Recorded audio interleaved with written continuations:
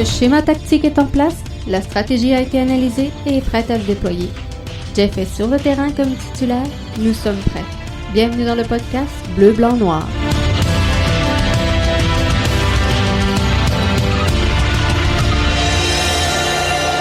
Bonjour tout le monde et bienvenue au podcast Bleu, Blanc, Noir, l'édition du 17 décembre 2020. Jeff Morancy qui est là avec vous encore une fois ce soir pour vous livrer ce podcast.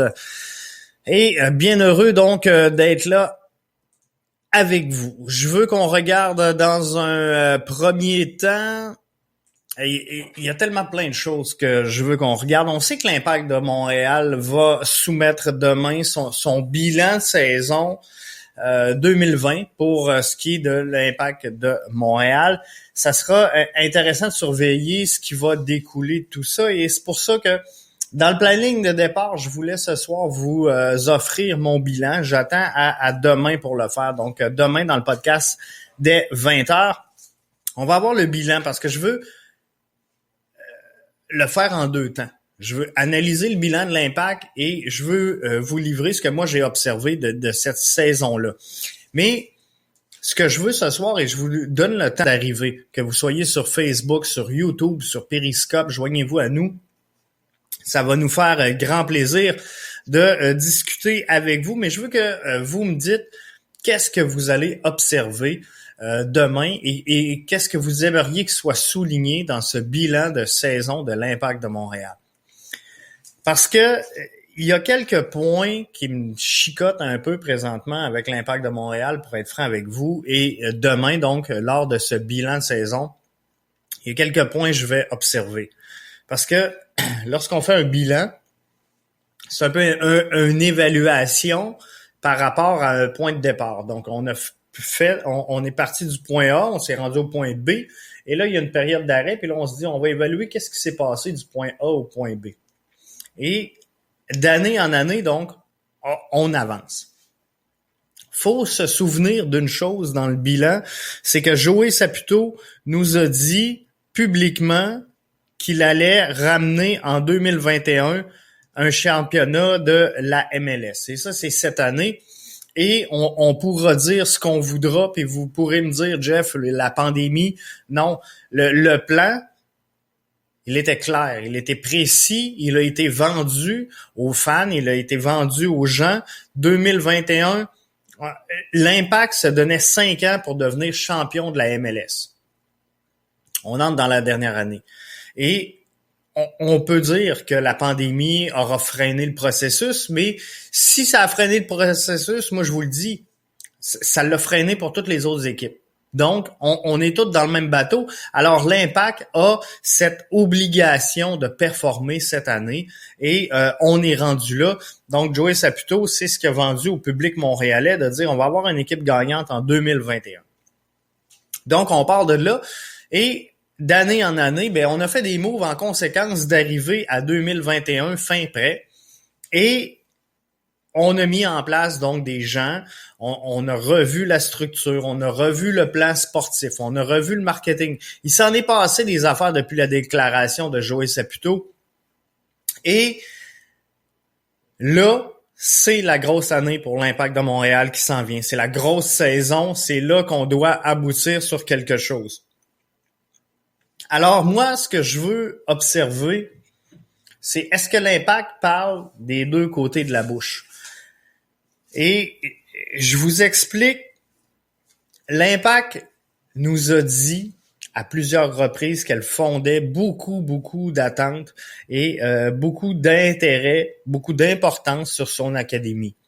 On l'a cette année reformé. On a brassé les cartes. Philippe Lafroy, souvenez-vous, a quitté l'Académie de l'Impact. On a mis Pat Leduc en place. On a refait une refonte. On sait que, bon, parallèlement à la MLS, il y a un circuit U23 qui s'en vient dans le futur. Et l'Impact, tout au long de l'année, on a fait des changements, on a fait des modifications, on a signé des homegrowners et on s'est dit, l'Impact, c'est une formation jeune, c'est une formation d'avenir, c'est une formation qui fait confiance à ces jeunes talents. J'en parlais hier avec Arius dans le podcast. Et si on regarde des statistiques là, au niveau des homegrowners chez le Toronto FC pour cette saison-ci, on avait 1, 2, 3, 4, 5, 6, 7, 8, 9, 10 joueurs homegrowners. Ayo Akinola, Mark Delgado, Julian Dunn, Liam Fraser, on avait Marshall Ruti, Nelson Okello, Priso, Romero et Schaffelberg. Là-dessus, on a 5 joueurs qui ont été titularisés dans des rencontres et Akinola étant celui qui aura reçu le plus de matchs, mais il faut comprendre que oui, c'est un homegrowner, il en est quand même à sa 3e saison et il y avait eu 2 départs à Akinola la saison dernière à titre de titulaire. On a Delgado qui est là, qui a quand même 25 ans, il arrive de Chivas. Bref, 6 saisons avec TFC. C'est un homegrowner, mais il est quand même vieux. Donc, tout ça fait en sorte que les homegrowners chez TFC cette saison, ça représente 15, 16, 17, 18 titularisations dans le courant de la saison. Si je me transporte chez les Whitecaps de Vancouver, qui est une équipe jeune, qui est une équipe qui forme énormément qui compte sur beaucoup de talents canadiens, et Marc Dos Santos semble donner une importance à ce mouvement-là. On a 1, 2, 3, 4, 5, 6, 7, 8, 9 homegrowners du côté des Whitecaps de Vancouver. Et sur ces 9-là, on a 4 joueurs qui ont été titularisés dans le courant de la saison qu'on vient de terminer. Et on est à 23 titularisations, donc un petit peu plus que Toronto FC.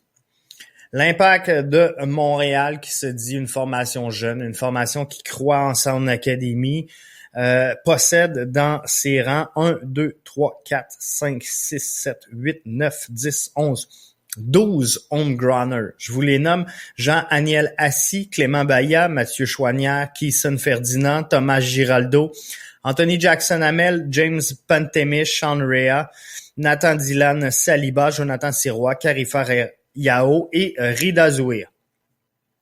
Sur ces joueurs-là, il y en a 3 seuls. Il y en a 3 qui ont été titularisés en cours de saison. Et à l'eux 3, ils se partagent 6 titularisations dans cette saison-là. Donc, on parle de Clément Baya, 1 match. Anthony Jackson-Hamel, qui a été titulaire 2 fois, et Pantemis 3 fois. Et là-dessus, il faut dire que Clément Diop était non disponible pour certains matchs, ce qui a peut-être ouvert la porte à Pantemis. Mais ça fait partie de la game, donc on va le prendre comme étant une titularisation régulière. Donc moi, ce que je veux savoir, c'est quoi le plan de l'Impact?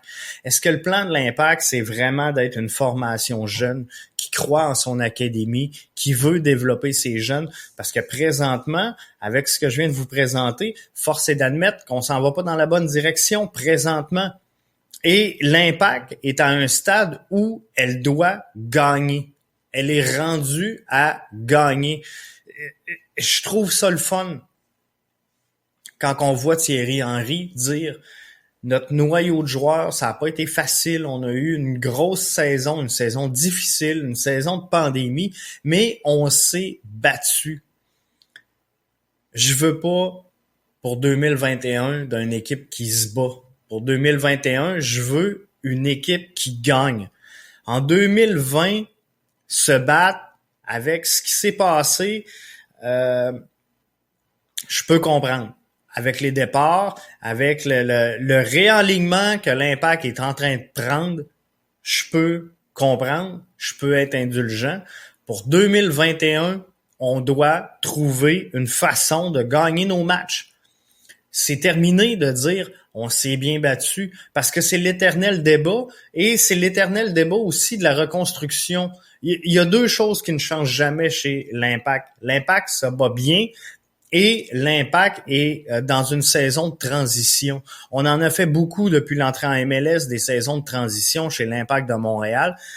Mais là, je veux que 2021 devienne non pas une saison de transition, mais une saison de continuité pour l'Impact de Montréal. Donc, une saison qui devient le prolongement de ce qu'on a vu en 2020. Et je suis obligé de vous dire, puis je suis loin d'être défaitiste ce soir, je suis obligé de vous dire que j'y crois. Présentement, au moment où on se parle, on semble s'en aller vers là. Mais demain, on va analyser le bilan de saison de l'Impact de Montréal. On va se parler tout ensemble. Et on a un entraîneur-chef qui est Thierry Henry. Et moi, je crois beaucoup au flair d'un entraîneur-chef. Quand on fait confiance à un entraîneur-chef, on lui donne les rênes assez solides pour qu'il puisse naviguer comme bon lui semble. Et c'est un peu le mandat qu'on a offert à Thierry Henry. Thierry Henry, si on prend le début de la saison, et je vous le dis, là, quand on dresse un bilan, il faut partir du début, du lendemain de l'ancien bilan, et on se transporte jusqu'au bilan actuel. Thierry Henry, quand il est arrivé avec l'Impact de Montréal, avait l'intention d'évoluer en 4-3-3. C'est ce qu'on a vu au camp pré-saison. Souvenez-vous, ça a été un résultat désastreux. L'Impact n'a que perdu ses matchs et il est ressorti de là en disant non, on n'est pas là. On n'est pas prêt, on n'est pas capable d'évoluer en 4-3-3 présentement. Et tout au long de la saison, on a senti un Impact qui cherchait son schéma tactique et qui a terminé la saison en 4-3-3, peut-être en 4-4-2, mais on était en mesure de jouer le 4-3-3 en fin de saison. Et je pense qu'on était beaucoup plus stable chez l'Impact de Montréal dans une formule à 4 défenseurs qu'à 3. Donc, le 3-5-2, c'est bien, mais parfois, on dirait qu'il y en a qui comprenaient pas la chaise qu'ils devaient adopter. Et ça a nuit à l'Impact de Montréal dans cette saison-là. Et on a laissé des points sur la table pour avoir essayé de trouver exactement la formule gagnante chez l'Impact de Montréal. Donc, moi, ce que je pense, c'est que l'Impact va revenir avec son 4-3-3. Moi, je le jouerais en 4-1-2-1-2. Mais c'est ce que je pense qui va arriver. Donc, si on y va en toute logique, présentement, avec les données qu'on connaît, on y va avec Diop devant le filet, c'est pas une surprise. On va y aller avec Kiza sur la gauche. On va y aller avec Binks au centre. On va y aller, je vous dis mon point de vue, là. Je vous l'explique après. On va y aller avec Waterman à la droite de Binks et on va y aller avec Zachary Broguillard sur la droite. J'ai dit Waterman, mais pardon, il y a tellement de transactions qui se passent présentement, mais je pense plutôt qu'on va y aller avec son nom m'échappe. Bref. On va mettre le petit nouveau Kamal Miller qui devrait jouer à la droite de Binks. Donc, le 4, Kiza, Binks, Miller, Broguillard, on est pacté. On a une ligne de titulaire qui fait du sens. Je vous ai dit que j'irais en 4-1-2-1-2. Je vais y aller avec Wanyama en 6. Et dans le 2, j'y vais, par exemple, sur la gauche avec Sedic. J'y vais sur la droite avec Piet. On peut s'entendre, on peut être en désaccord. Il y en a qui mettraient Piet à la place de Wanyama et qui mettraient, par exemple, Camacho en bas, Piet et Wanyama en haut. Bref, on peut jouer, mais ça va ressembler à quelque chose comme ça. Donc, Kiza, Binks, Miller, Zachary Broguillard, Sedic, Wanyama, Piet. Et je vais y aller pour compléter le 3 avec Kyoto, bien sûr. Je vais y aller avec également Mihailovic au centre. Donc, Georgie qui va être là. Et là, à droite, on peut présumer que l'Impact de Montréal va y aller avec Mason Toye. Ça semble être dans les cartes. Mathieu nous dit, plusieurs voient une défense centrale à 3 en 2021.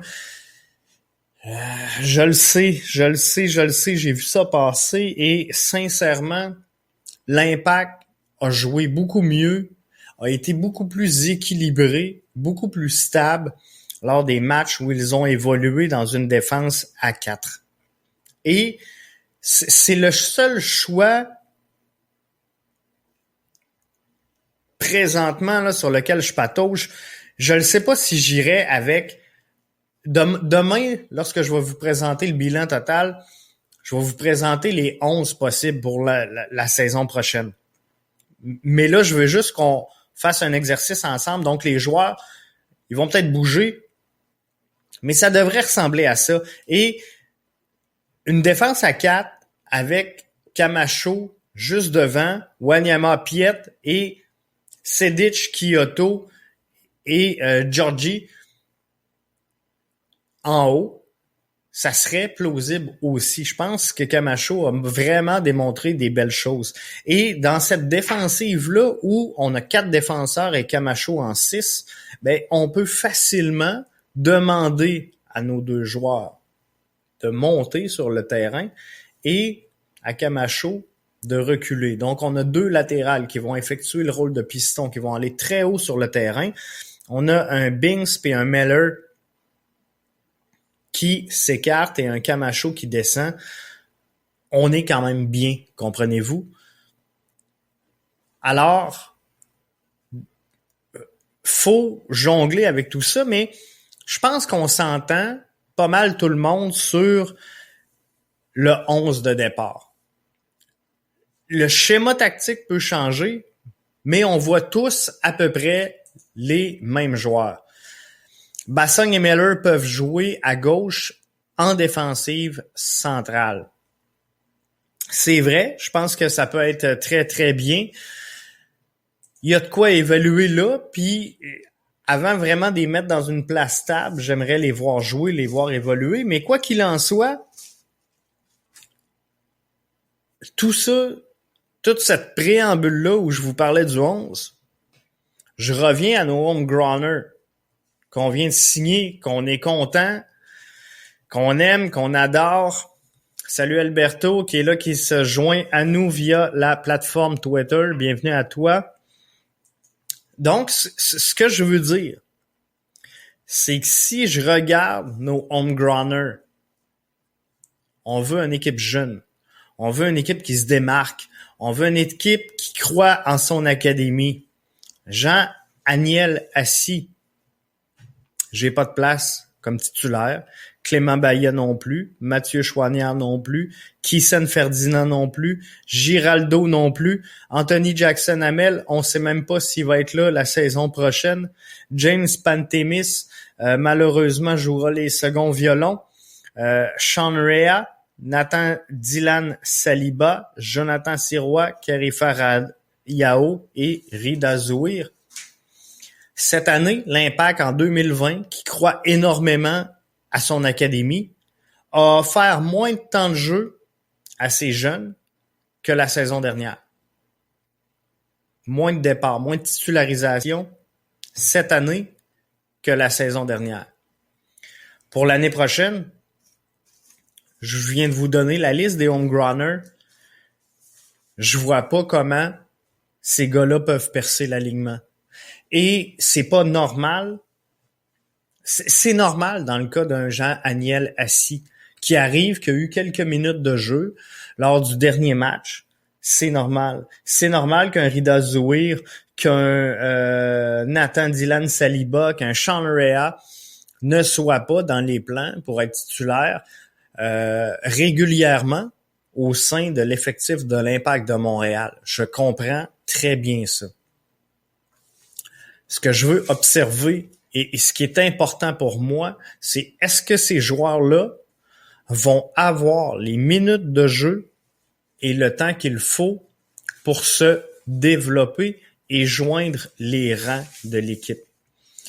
Si on regarde dans les dernières années ce qu'on a formé comme talent auprès de l'Académie de l'Impact de Montréal, au moment où on se parle, c'est sûr que dans le cas de Mathieu Choinière, il y a eu une question de blessure. Mais Mathieu Choinière devrait être rendu à un stade de sa carrière où il est titulaire régulier avec l'Impact de Montréal. Anthony Jackson-Hamel devrait être à un moment de sa carrière où il est titulaire ou à tout le moins, parce que on s'entend, il en faut des joueurs de profondeur, on en a besoin. Anthony Jackson-Hamel, j'ai toujours pensé, je le pense encore aujourd'hui, que c'est un gars qui peut te donner un bon 20-30 minutes par match. Et un game changer qui va venir te changer l'allure d'un match.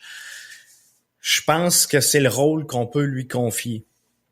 Alors, c'est correct dans son cas qu'il soit pas titulaire, mais faut les faire progresser. Et si dans 3-4 ans, on veut pas se dire, ouais, Jean-Daniel Assis, il a pas joué ben, Saliba, Yao, Zouir, a pas joué ben. Karifa Yao, cette année, là, il lui faut des matchs de titularisation. Il en faut pas 50. Il en faut pas toute la saison. Mais comprenez-vous que faut que Karifa Yao, en début de saison, il rentre régulièrement dans le match pour qu'éventuellement, il soit capable de prendre une place de titulaire au sein de cette équipe-là. Sinon, on travaille dans le vide et on recommence le processus qu'on essaie de mettre en place chez l'Impact de Montréal. Et ça, c'est important. C'est important pour le développement du soccer, c'est important pour le développement de nos athlètes, c'est important pour la relève et c'est important pour l'Impact de Montréal. Parce que l'Impact de Montréal doit, on en parlait hier avec Arius, l'Impact doit étendre ses tentacules. Tout ce qui est comme talent, potentiel, brut, doit être dans le giron de l'Impact de Montréal et doit absolument se développer et s'il doit être transféré, doit passer par les mains de l'Impact de Montréal. C'est pas normal qu'on échappe des talents et on le disait dans le programme de reconnaissance des clubs présentement, il y a 7 clubs, il y a 5 régions représentées sur tout le Québec. C'est sûr qu'on échappe des talents, c'est sûr qu'on échappe des talents présentement partout à travers le Québec. Donc, demain, dans le bilan de l'Impact de Montréal, c'est ce qu'on va regarder. Pour ce qui est des nouveaux venus, on vous en a parlé cette semaine. C'est pour ça que je me suis pas attardé aujourd'hui là-dessus. Et il y en a beaucoup qui vous ont parlé donc de la venue de Georgi Mihailovic. Et nous, ben, on vous l'a annoncé mercredi dans le podcast, mercredi soir. Et on avait même tweeté personnellement à Georgie pour lui souhaiter la bienvenue à Montréal. Donc, c'est pour ça que je me suis pas arrêté ce soir sur cette information-là. Mais vite de même, Georgi Mihailovic, c'est 73 matchs disputés en 4 saisons MLS avec le Fire de Chicago. C'est 6 points dans ses 9 derniers matchs. C'est 6 matchs internationaux. C'est 6 matchs. L'Impact est le club qui a affronté le plus souvent en carrière. Et il a 46 départs. Donc, 20 départs comme milieu offensif, 18 départs comme milieu central, 3 départs comme milieu droit, 3 départs comme milieu gauche, 2 départs comme ailier gauche. Donc, 22 ans. C'est une belle prise. Belle prise pour l'Impact de Montréal. On est content de voir ça arriver. Maintenant, il faudra voir le rôle qu'on va lui fournir. Mais ce qui fait du sens et ce qui est bien, c'est qu'on sent qu'on est en train de greffer des joueurs à un projet sportif et non pas de greffer un projet sportif après des joueurs. Donc ça, c'est un changement qui est énorme pour l'Impact de Montréal et c'est le bon changement. C'est ce qu'il fallait faire dans le cas de l'Impact. Et je vous l'ai dit, cette saison, fallait s'attendre à cette transition-là parce qu'il y avait un vide structurel dans le passé. On est en train de le combler. Il reste encore une saison. Moi, je vous le dis, là, l'Impact de Montréal ne mettra pas la main sur le championnat MLS 2021. Il reste encore beaucoup de choses à peaufiner. Il reste des contrats à se débarrasser. Faut, avant qu'on aspire à être là, se débarrasser du contrat de Camacho, se débarrasser du contrat de Maxi Urruti. Et après ça, là, on va avoir les coups des franges pour aller faire les modifications qui vont se faire stepper up cette formation-là. Et quand je vois plein de joueurs dire faudrait aller chercher des joueurs de profondeur, non. Tu peux pas monter ton banc avant de monter ton terrain. L'Impact de Montréal a besoin d'un 11 solide, d'un 11 stable, et après ça, on regardera sur le banc. Et quand on voit les signatures annoncées dernièrement, et c'est pour ça que je vous dis, ça va être intéressant de voir si l'Impact parle des deux côtés de la bouche, parce que quand je vois les signatures qu'on a annoncées dernièrement, on est allé chercher de la profondeur. On est allé chercher du banc. Mais avant de travailler ton banc, tu dois mettre un 11 qui est capable de jouer collectivement et d'évoluer en MLS sans juste se battre. L'Impact doit être en mesure de gagner des matchs faciles la saison prochaine. Il faut qu'il y ait au moins quelques matchs dans la saison contre des moins bonnes formations, que ce soit un walk in the park, donc promenade dans le parc pour les hommes de Thierry Henry. On a besoin de ça. Présentement, on sent que l'Impact se bat à chaque match et même dans la victoire, c'est tout le temps la même chose. Chaque victoire, écoutez tous les débriefs qu'on a fait cette saison. Ce soir, on doit être rendu au 110e podcast de la saison. Allez écouter les autres, vous allez voir, après chaque victoire, il y a une chose qui revenait tout le temps, c'est l'Impact s'est bien battu. Et parfois, on a gagné contre des bonnes formations. Alors, c'est normal de se battre dans ce cas-là, c'est normal de travailler fort, mais à un moment donné, tu dois atteindre un certain niveau où tu n'auras pas à te battre contre les petites formations du circuit et tu dois avoir comme objectif de gagner ces matchs-là. Sans prêcher nécessairement dans un excès de confiance, mais il doit y avoir des matchs faciles.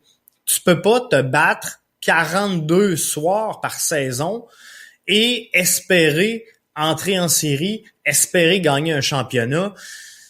Et publiquement, t'as pas le choix de le faire parce que publiquement, Thierry Henry peut pas sortir et dire « j'ai pas l'équipe pour aller au combat ». Tu peux pas faire ça. Donc, il n'y a pas le choix de dire, regarde, c'est une saison pas facile, mais on va se battre, on va travailler fort, je comprends tout ça. Mais, à un moment donné, c'est pas un objectif, comment je pourrais dire, c'est pas un objectif louable d'avoir un club qui se bat chaque soir.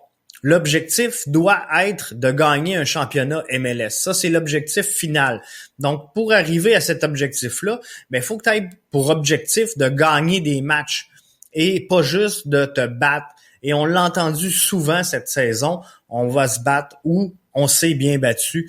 Faut arrêter de se battre, faut gagner des matchs. Donc, demain, sortie du bilan de saison de l'Impact de Montréal, on va écouter ça attentivement et on se fait un débrief.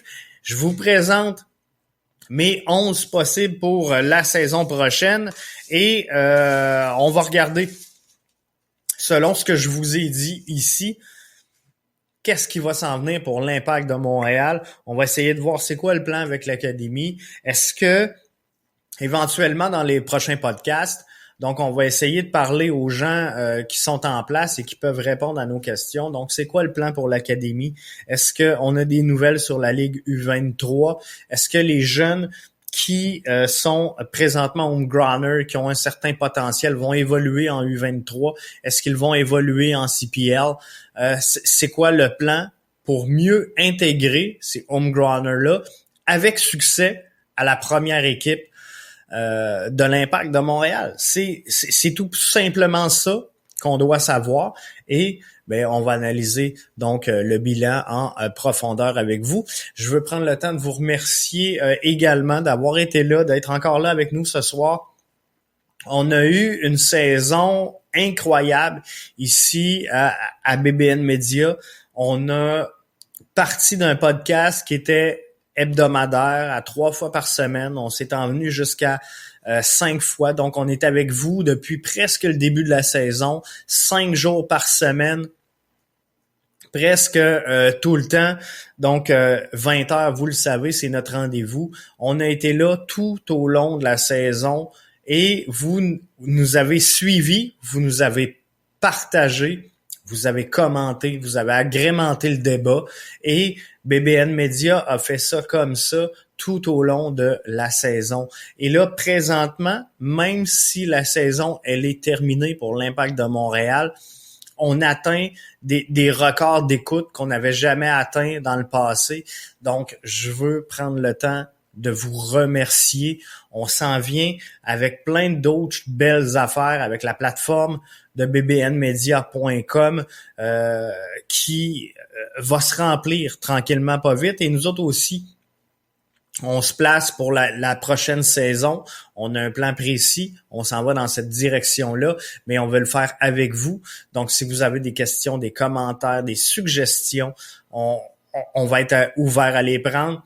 Mon chum Arius qui va être de plus en plus présent, vous allez voir avec moi, vous allez prendre une habitude de découvrir Arius et je pense qu'on va avoir beaucoup de plaisir. Je discutais avec lui aujourd'hui sur les prochains invités dans le podcast.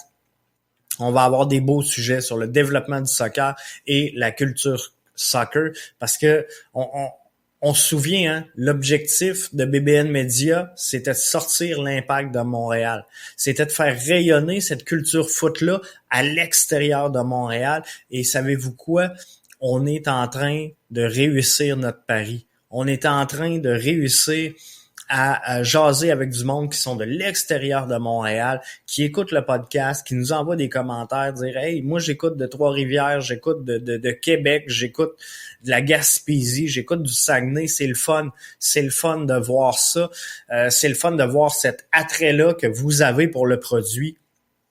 Alors, je vous remercie. On continue de le peaufiner. On a emménagé, vous avez vu, dans des nouveaux studios cette semaine. Il reste à régler quelques problèmes. Là. Vous avez sûrement remarqué cette semaine que le son est un petit peu plus écho. C'est parce qu'on est en train de procéder à toute l'insonorisation du studio. Donc, on a encore pour une couple de jours où ça va être un petit peu plus écho, mais ça va revenir sur notre qualité de son traditionnelle dans quelques jours. Mais on a travaillé fort en tabarouette, puis c'est pour vous autres qu'on le fait, c'est avec vous autres. Puis vous êtes là, vous écoutez le podcast grandit de plus en plus. Donc ça, c'est merveilleux. On atteint des sommets et même si on le propose en version vidéo, chaque jour, 5 jours par semaine, vous êtes de plus en plus nombreux également à aller télécharger le podcast en version audio. Donc ça, c'est merveilleux. L'angle de la caméra qui a changé aussi, oui, ça, c'est vrai, hein? C'était différent, on était comme beaucoup plus haut dans l'ancien studio. Fait qu'on va peut-être remédier à une couple de choses comme ça. À travers le temps, je pense que j'aime bien cet angle-là, mais de toute façon, on est en train d'installer le studio parce que éventuellement, cette pandémie-là va arrêter et on va être plusieurs animateurs donc à même le studio. On est prêt, on est bien équipé, on est bien avancé. Il va y avoir plusieurs postes de travail ici. Je peux-tu vous montrer ça? J'ai-tu le droit de faire ça, moi? Voulez-vous un scoop? Regardez ici, on a la régie centrale. Mais oui, le mur est aux couleurs de TFC, on s'en excuse, mais on a la régie vidéo qui va nous permettre donc d'avoir des invités, on va le dire comme ça, des animateurs avec nous dans le même studio. Bref, on s'en vient avec de quoi de bon. Ça va être malade et on veut le faire avec vous autres. Donc, continuez de nous appuyer, continuez de nous suivre. La saison est terminée, mais au-delà de l'impact, on va se mettre à parler de plusieurs sujets, vous allez voir. On va se parler de Bundesliga, on va se parler des 5 grands circuits, on va se parler de soccer canadien, de jeunes également. On va se parler de la culture soccer au Québec et ça, c'est important. Autant masculin que féminin, on s'en va dans la bonne direction, je vous le dis. Donc, restez là, vous allez triper et ça, même si la saison de l'Impact est terminée. Bye. À demain pour le bilan, hein?